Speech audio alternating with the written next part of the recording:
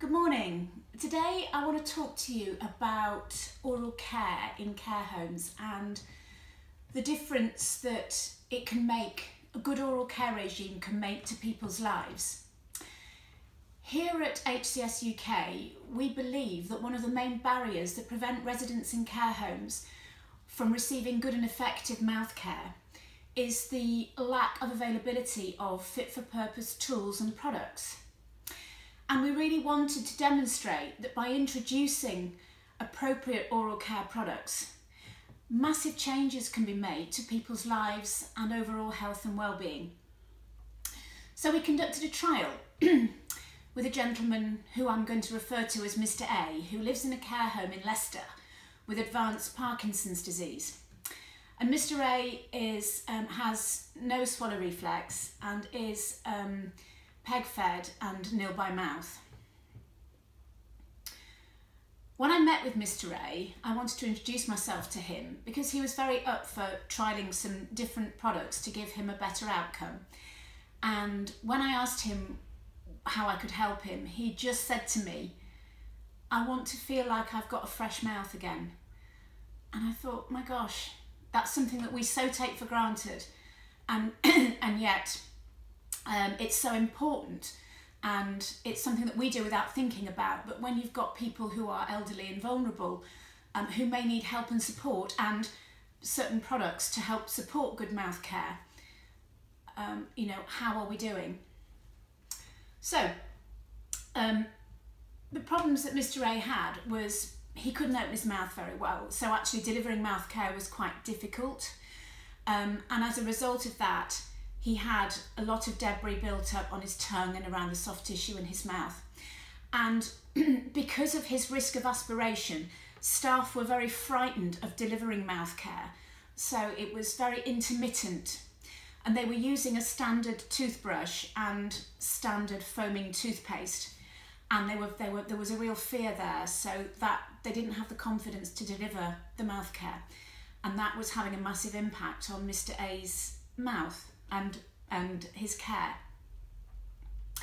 He also had severe halitosis as a result of the debris and the lack of oral care that was being delivered, and that was having a massive impact on his social life and his communication and the level of communication and his relationship with his wife. So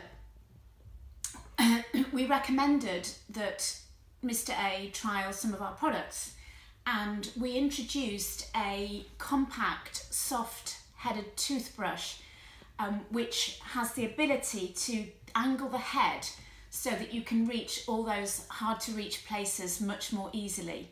And because it has the small head, it's very easy to get into a mouth that doesn't open very wide. We also recommended a non-foaming toothpaste, something that's called SLS free.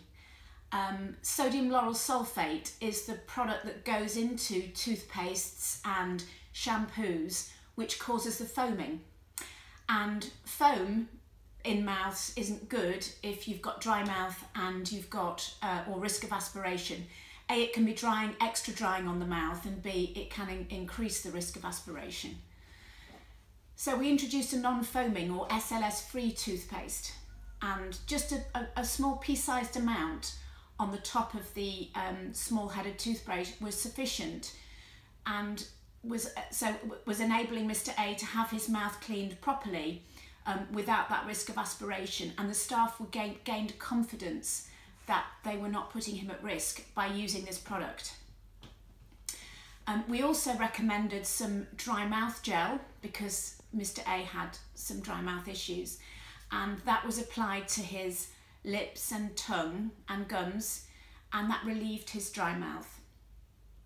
In addition to that, we recommended the use of our Mouth-Ease oral cleanser, which is a safe replacement of the old style pink foam mouth swab without the choking risk, and that was used to apply the mouth gel, the dry mouth gel, and also to help clean the tongue. After a month, I revisited Mr. A and find out the results of the trial that we've been doing. And Mr. A was a different person. He was much more sociable, he was happier, he was smiley, and he told me that his breath and his mouth felt an awful lot fresher, and that he didn't have a dry mouth issue anymore. What was lovely to hear was Mr. A's wife, who visits every day, and what she told me was that she had noticed his breath was so much more fresher when he was speaking, and as a result of this they were physically much closer as a couple and would sit right next to each other, and they were kissing regularly, and this again had a massive impact on Mr. A's quality of life and quality of relationship with his wife. And the nurses and the carers found that they commented that Mr. A was much more communicative because he had the confidence that his breath was fresh. He didn't have the halitosis that he was suffering from before. So his communication with other residents and with staff in the care home had improved dramatically, as well as the relationship with his wife. Mr. Ray and I had a high five at the end, and he's still using those products and enjoying life so much more. If you're interested in learning how you can help to improve oral care standards for your residents in your care homes, and also meet the new CQC quality standard in oral care, and demonstrate that your service is effective and responsive, we are holding a CPD accredited course on Wednesday the 20th September entitled How to Achieve CQC Compliancy with Oral Care in Care Homes. For more details, please head over to our website at www.hcsuk.co.uk, and you can read more into the case study that we did with Mr. A. I hope you found today's post useful, and we look forward to seeing you again soon. Bye.